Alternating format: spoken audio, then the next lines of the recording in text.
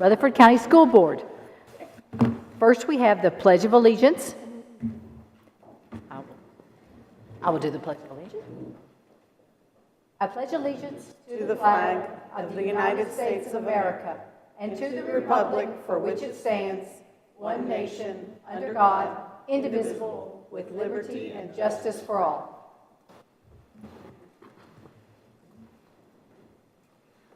We have the approval of the agenda.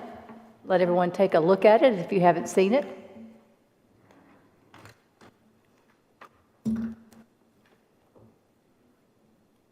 Questions or comments? I will entertain a motion. Motion to approve. Second. Thank you, Ms. Sharp. All in favor say aye. Aye. Any opposed? It is approved.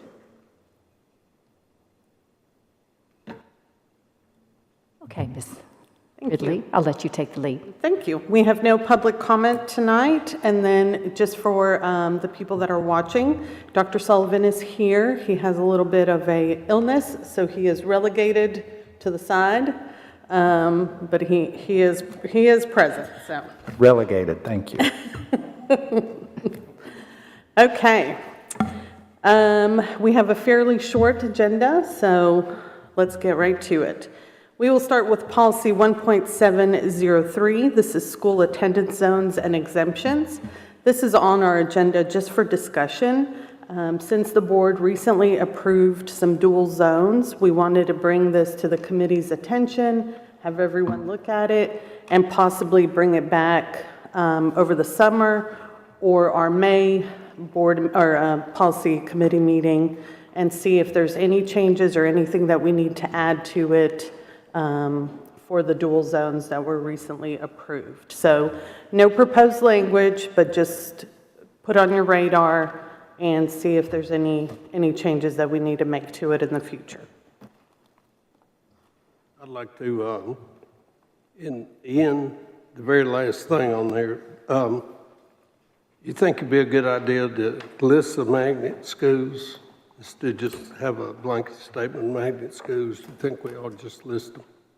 We listed the other two, and I just thought it'd be good to list them also.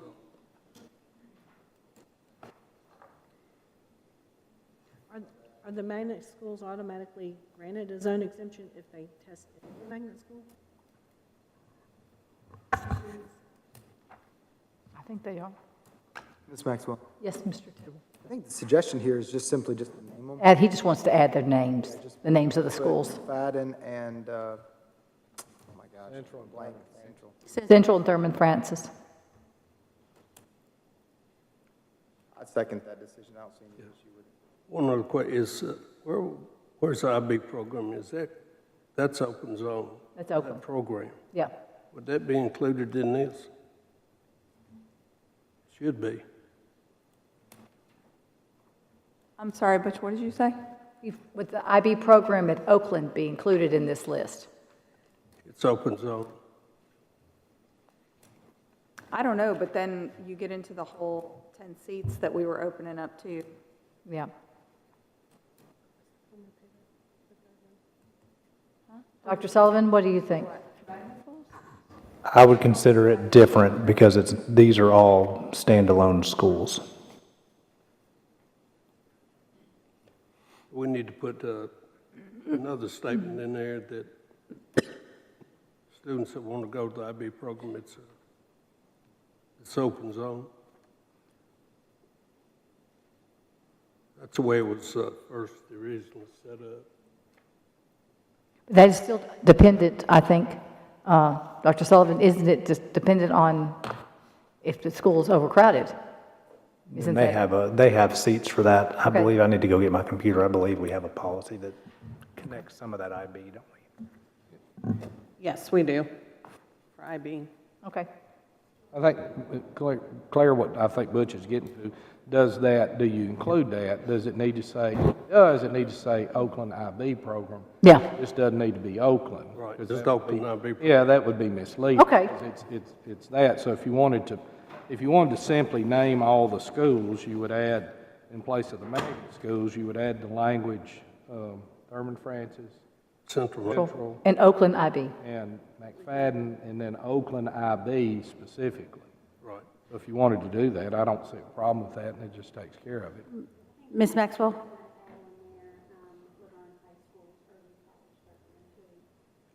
Okay, getting- that's right. Yeah, I was Okay, getting yes, to bring yes, up, we yes, need to and, include all of them, not just specifically to IB Oakland, because I know Blackman's is open as well there, baccalaureate program. Laverne has a program as well. okay, so we're getting into semantics right here. He's Do we shaking his head. Do we list Never mind. every I open misspoke. enrollment program that you have then? There's only one IB program. Oakland High Schools IB and Laverne High Schools early college are the only ones that accept out of district. Has there been any more discussion about Blackman opening their collegiate academy? Only if In a we, similar fashion? if we open everybody else's, but we decided not to recommend that this year until zoning. Until the zoning is over. Yeah, it's a zoning issue that's causing that, yeah. But that's something we really would like, I think, possibly to vote on after the dust settles from 25, 26, and the new high schools come online. And we can discuss some, do that. Sullivan? So are we looking at McFadden Central, Middle High, Thurman Francis, Oakland IB, and then Laverne High School? What was that? Early college. Early college.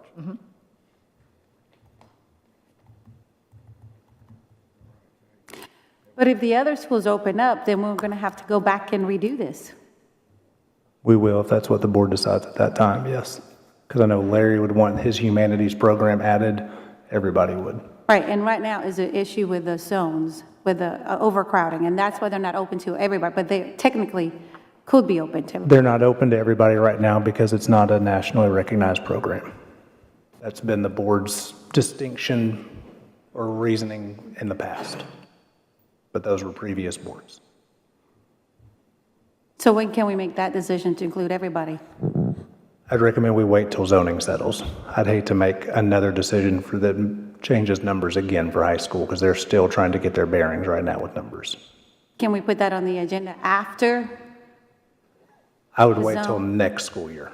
Okay, that's fine. But Next that school could year be for sure. Part of the agenda for next Yes. school year. Yeah, will go into effect 26, 27, not 25, 26. Right. Yeah, that's fine. It's your recommendation of Yeah. when it should be included, it's just a matter of time of when. Yeah. Any other discussion? Yes, Ms. Darby. Doing it again. Dr. Sullivan, on D here, where it talks about specific procedures will be developed and approved by the director of school, the process will be overseen by the director's designee.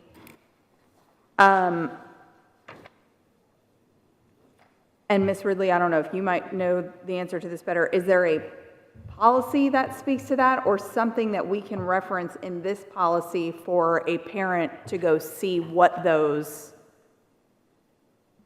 procedures are and how it works? Because I know it Yeah. comes up every year about, and I've heard Mr. McCann say, you know, it's done by lottery and that kind of stuff, but I think in the policy it would be nice to point them to whatever those procedures are so I they, believe it's on our school choice website. Let me check real quick. I think it's all there.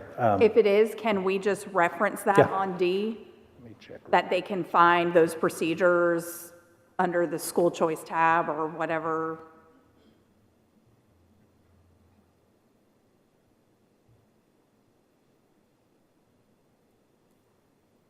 It is. You can just put that under the school choice portion of the Rutherford County Schools website.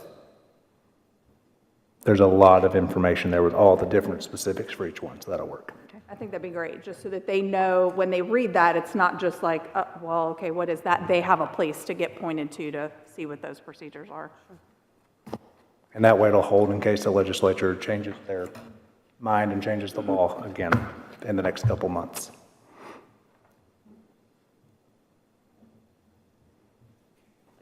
Any other comments or discussion? Since we're not voting, that's just discussion, we can move on to the next one. And I've made all those notes from those suggestions, so the next time we look at this one, I'll have those for everyone. Next one is policy 2.805, that's purchasing. This was also postponed from our last meeting on October 15th of 2024.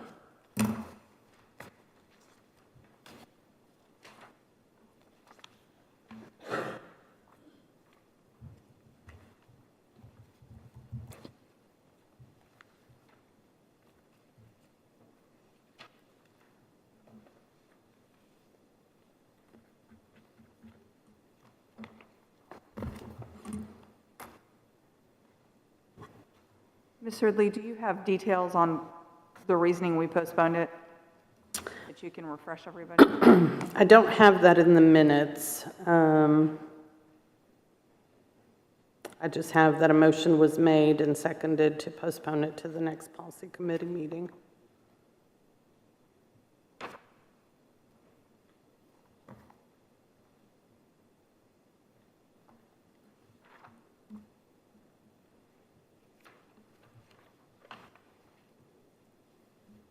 Look like we have any changes. No proposed changes to this one. Any questions or comments? I mean, I always wondered that if, a lot of times low bid is not the best quality. And say somebody like Larry, if he's buying something for Siegel, and the low bid is something that he feels like it's not as not as good a quality as something else, pay a little more. Does he have that option to make that choice himself? He does. It's option between quality, service, multiple things that the comptroller gives us. Any other questions? Yes, Mr. Vaught. We're talking about purchasing, right? Mm-hmm. So you get over there, routine purchases, I'm sitting here reading it, and I apologize, should have read all this before I got here, but it references newspaper advertising. And Until the law changes, that's the way it's still worded. it's still that way, but can you utilize online? Absolutely, and we do, Is that yes. what we do now? That's what I was getting at. Yep. That it has to be there, Yep, because the circulation of all printed paper, little low. Yes, sir. so long as it's on the online Yes. version of those papers. Okay. Thank you for that clarification. Any other questions? If not, I'll entertain a motion. Move to approve? Second. Thank you, Mr. Vaughn. All in favor say aye. Aye. Motion passes. Next policy is 2.808. This is purchase orders and contracts. This would add the highlighted language of exemptions from the purchase order requirement. This was requested by our CFO, and it is to follow the same process that the Rutherford County government follows to make sure that we're the same. I'll add to that, if you go to Rutherford County Government's website, under their policies and procedures for purchasing, this is what they have listed verbatim as what they do not require for POs for purchasing.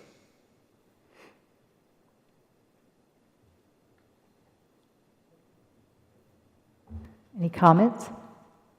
Questions? Thank you, Ms. Sharp. Any second? Second. Thank you, Mr. Tidwell. All in favor say aye. Aye. Any opposed? Motion passes. Thank you. Next policy is 4.603. This is promotion and retention. This is on recommendation from the State Board of Education regs that would add the highlighted language that requires retention, voluntary retention in kindergartens through second grade to be in writing.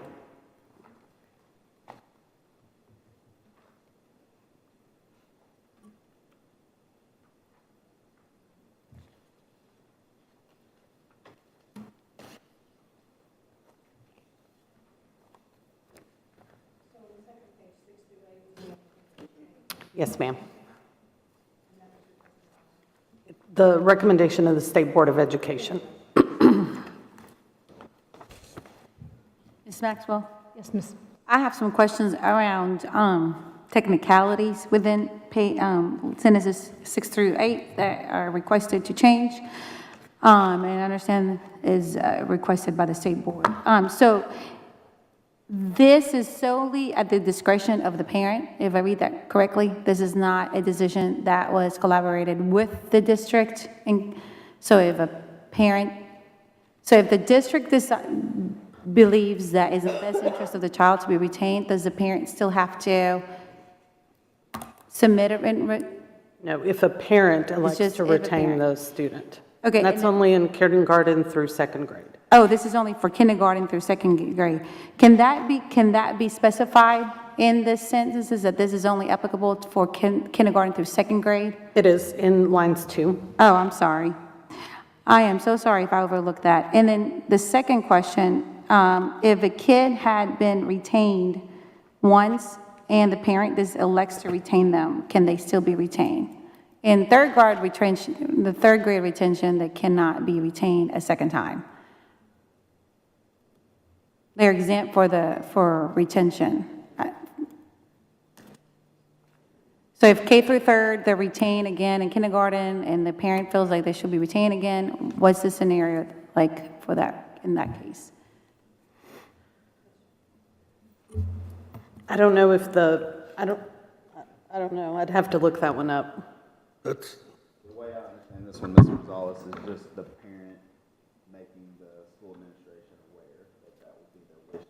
Oh, okay. Oh, okay, so it's just a wish. Gotcha, okay. It was, again, it's technical questions that I was asking, so I was just it's for against clear. board policy for the kid to be retained twice. Right, so they just need to follow. Just need to follow board policy. Yes, Mr. Vaught? Question, you know this probably. That's the reason for the February 1st deadline, for the board, for the school system to notify that parent. That way they've got plenty. Correct, yes, sir. It seems like an early, It does. to me it would be, but you got plenty of time, but you would want to give the parent Hopefully as that will much start time. those discussions with the, And that's what it's aimed at. yes, sir. Thank you.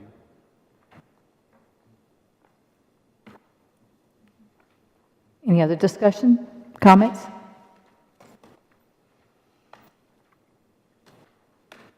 I'll entertain a motion. So moved. Thank you, Mr. Vaught, second. Thank you, Ms. Tipple. All in favor, say aye. Aye. Any opposed? Motion passes. Thank you. Next policy is 4.605, graduation requirements. We also postponed this one from our last meeting. The reason for the postponement on that one is we wanted some input from our high school principals to see what changes, if any, needed to be made. And I think we're still working through some of those things. Of course, we've already had early graduation for this year in December. So if we change this now, it really wouldn't be fair. So probably change it over the summer if we're going to make any changes to start with the following school year. Yeah, we need to have more internal discussions. We did not come to a consensus, and there's not going to be a consensus, so we're just going to have to come up with a decision and make one and propose it to the board. Mr. Creasy did a great job trying to get a consensus. And he changed what his viewpoint was halfway through the decision.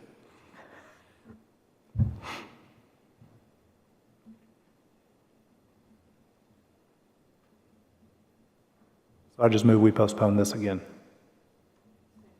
Second. Ms. Sharp? And who seconded it over here? Mr. Vaughn.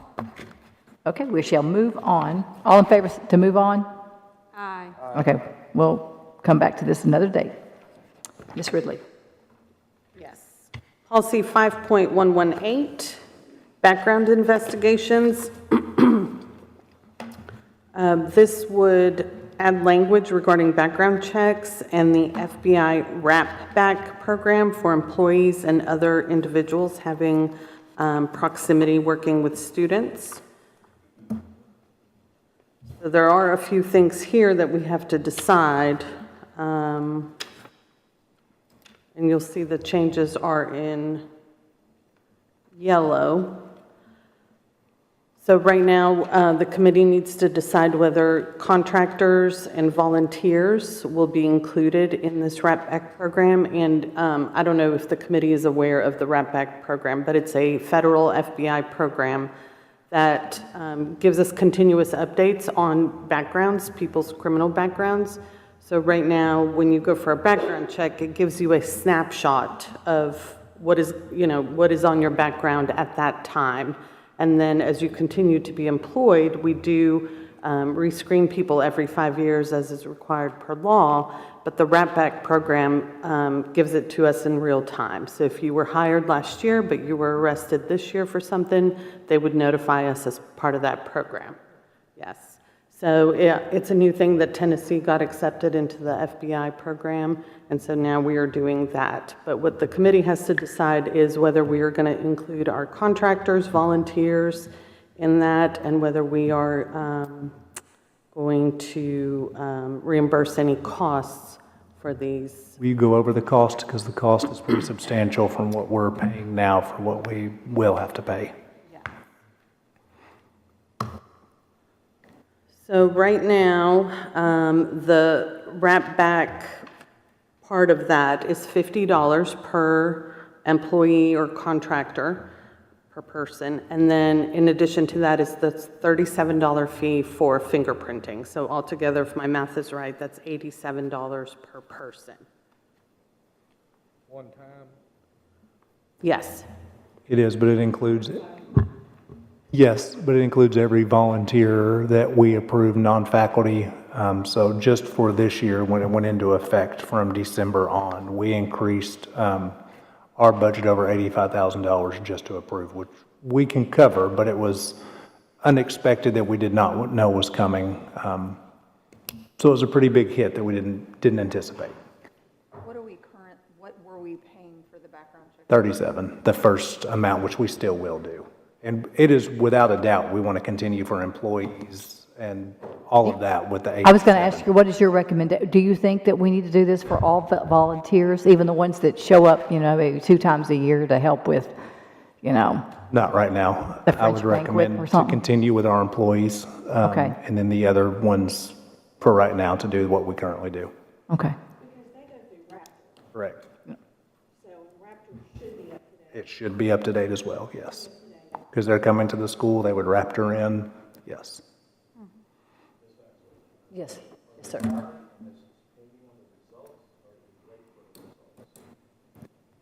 We wait. Wait.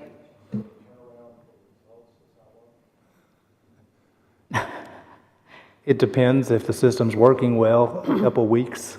Sometimes with the state, it has been several months. That was a couple years ago. It has fluctuated between weeks and months.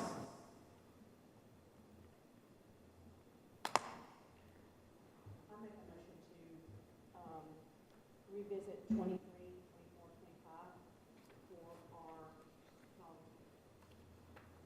Do we have a second for that? Second by Ms. Rosales. All in favor, say aye. Aye. It is added. Did you add that or say revisit? Revisit, I'm sorry, revisit. I'm so sorry. I'm sorry. That section. Revisit.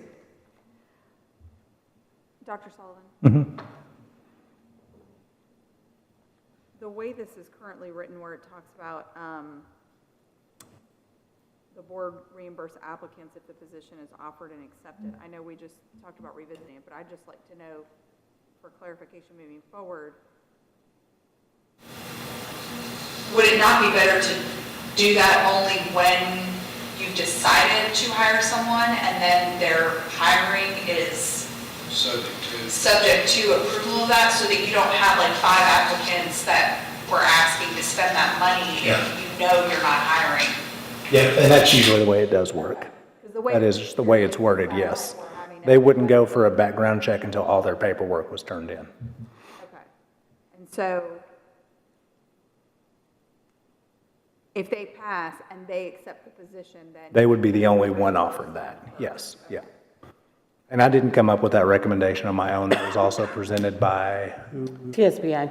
and the TBI had the presenter, and that's what their recommendation was, to go with your employees. Yeah, that's not a recommendation I'd go out there on my own with, of not to include contractors or volunteers. Can we go ahead and vote on this, even though we're revisiting that section? Okay. Take a motion? Well, I think we need to probably need to strike the include contractors and volunteers off of line 17 for right now, because they just spoke about Okay, the fact that they go through Raptor currently, correct? And they'll still have their normal background check. They'll still have the $37 and whatever TBI background check. They'll still have that. So I would make a motion to then strike the. Strike. Include contractors and Volunteers. volunteers. on Line 17. okay. Seconded by Ms. Sharp. All in favor, say aye. Aye. Any opposed? Thank you.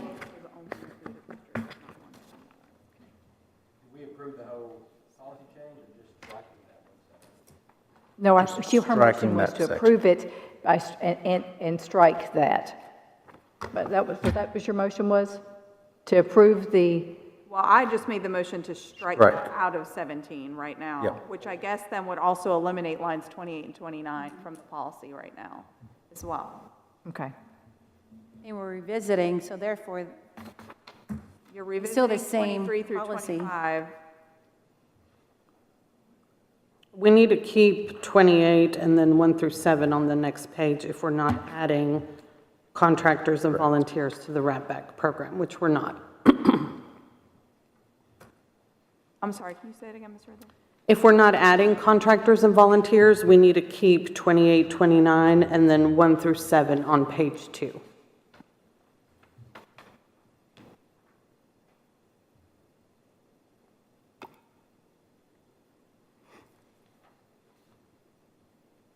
I make a motion to retain lines 28, 29, and lines 1 through 7 per the recommendation, as written. Seconded by Ms. Sharp. All in favor, say aye. Aye. Any opposed? Okay. Can I recap a little bit on where we're at? Yes, please do. So when we vote, it looks like we'll be voting on 17 through 22, postponing 23 to 25. Voting to approve 28 and 29 and 1 through 7. Does that sound correct, Ms. Ridley? Yes. So, and on line 17, we have removed the or include contractors and volunteers.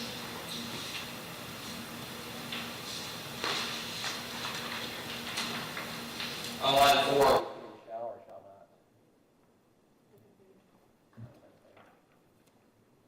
The board shall or shall not reimburse the applicant if the position is offered and makes Shall. Yeah, we need to recommend shall because that's what we're doing already. And this is already into effect for our employees. We do pay. Yes. So actually, lines 23 and 25,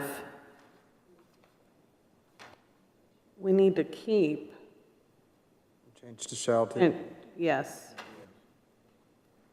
Because right now, what happens with our employees is once the job is offered and they have to go for their background check, they get a code from our HR department. So when they go to get fingerprinted, they don't pay, they just give them the code, and that is billed to our HR department. So we don't reimburse, they don't have to submit something, and then we send them a check for that. We just give them a code so that their background check, they don't have to pay out of pocket. So this would change that process then, voting this in, because this is saying we would reimburse them if they accepted the position. Well, maybe the language should say instead that the the school board will continue to pay for background checks in the RATBAC program for Well, because that's successful applicants. totally different than what this is saying. I intended my motion to be, we would revisit the contractors and volunteers paying for that. That's what I intended. Okay, the first part of that is for employees only. The second part that starts at 28, that's for contractors and volunteers. Yeah.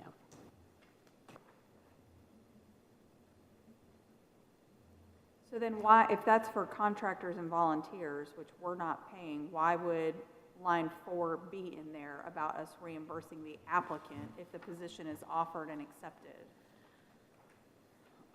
So the way that the proposed language came from the TSBA is if we chose to include contractors and volunteers, we would just have that first section, 17 through 25. And we would just keep that. If we didn't choose, which the vote was that we're not choosing that, we have to go and include that second language, that second part. If you read through it, it says, only include if district does not want to enroll contractors, volunteers.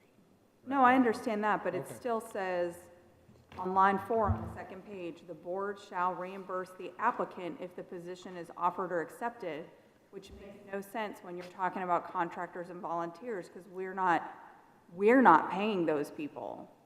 So they're not accepting any kind of position. So that line like shouldn't even be there, because if we're not requiring the rep back, there is no. But we're requiring them to be fingerprinted. Right, but we're not, if you're giving them a code, we're not reimbursing them at all. Yeah, so we can change that language to just say the board will pay for it instead of a reimburse.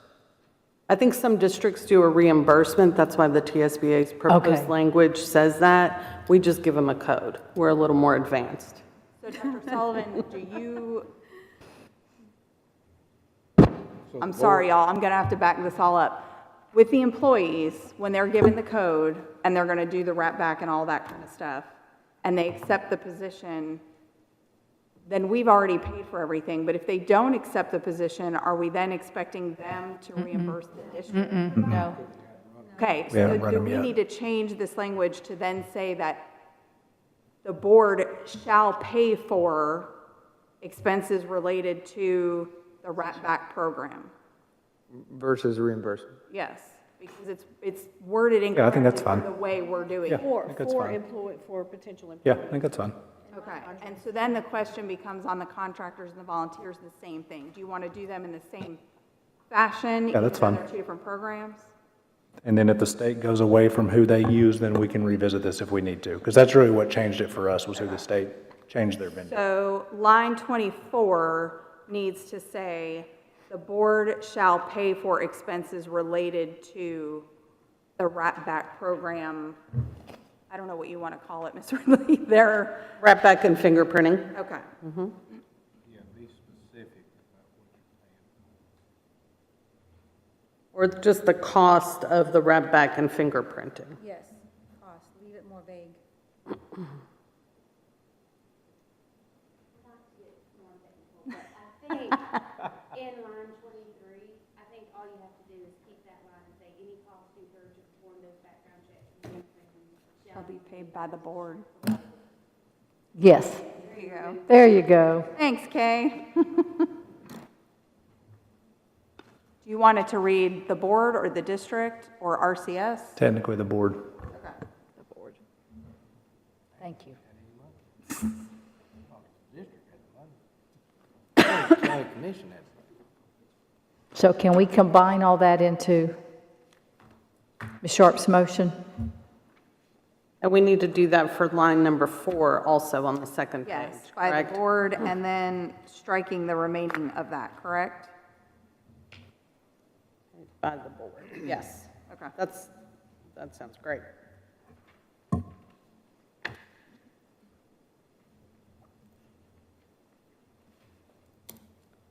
Okay, so move to approve policy 5.118, line 17 with the or include contractors and volunteers removed. Line 23, any costs incurred to perform these background checks and fingerprinting shall be paid by the board. And the rest of lines 24 and 25 stricken. And then on line 4, fingerprinting shall be paid by the board, period, and the rest of line 4 and 5 stricken. Perfect. Ms. Sharp, do you care if you withdraw yours and we just go with Ms. Darby's for? Say, there's your point of order. To ex- Make a point of order, you got two Okay. votes on the floor. at the same time, but- Sorry, Ms. Sharp. Oh, no, thank you. But hey, Okay, so Ms. Darby has made a motion. Do we have a second? Ms. Sharp has seconded.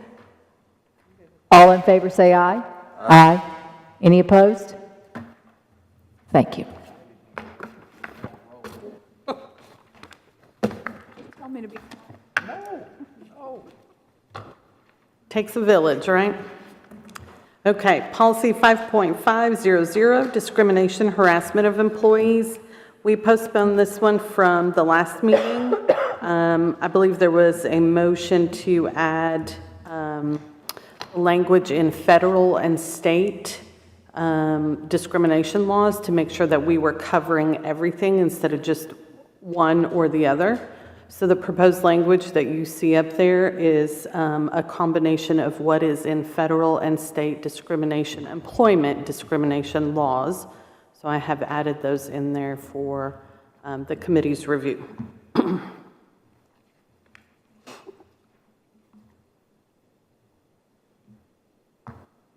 Thank you, Monica, for doing this. This looks much better. Move for approval. Second. No comments or discussion? All in favor, say aye. Can I ask one question really quick? I'm Yeah, go ahead. Call me crazy, but why does the based on age have 40 plus next to it? Because they're protected. It's only for us older folks, So are we saying that younger people don't get discriminated based on their age? not based on age. They're not a protected class under the law under 40. Okay. Ms. Darby, I brought that up with the TSSAA official when I was a 27-year-old principal and I got laughed at. I'd just like to bring that up, so. It did not go well for me in my argument. Well, listen, those of us that have teenagers know they do get discriminated based off of their age when they go for jobs and stuff, so. I still to this day feel like I That did that day makes- I too, get it. so. Okay, cool. Yeah. Okay, all in favor of the motion, say aye. Aye. Any opposed? Motion passes. Okay, last one is policy 6.204, attendance of non-resident students. And this would clarify the geographical boundary for non-resident students. And you'll see the proposed language just changes from the school system boundaries to Rutherford County.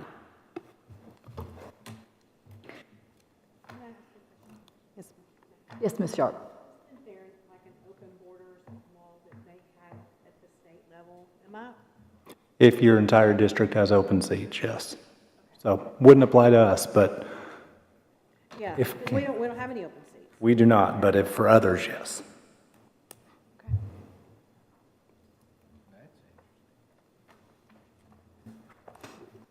Any other comments or discussion? Move for approval. Thank you, Mr. Vaught. Second, Mr. Creasy. All in favor, say aye. Aye. Any opposed? Motion passes. Move to adjourn. Wait. Wait, quick, before we move to adjourn, I just want to say that for anyone that's open and wanting to come, there's going to be a meeting with Mike Sparks and related to one of his caption bills that he opened specific to mental health. It's going to be held here in January 21st at the Sisman's Conference at 1 o'clock. Thank you. Thank you. Here, 1 o'clock in the boardroom. Assessments Conference Room Where's it? at 1 o'clock Assessments here. conference. Yeah, it's just in the back. Any other discussion? We're adjourned.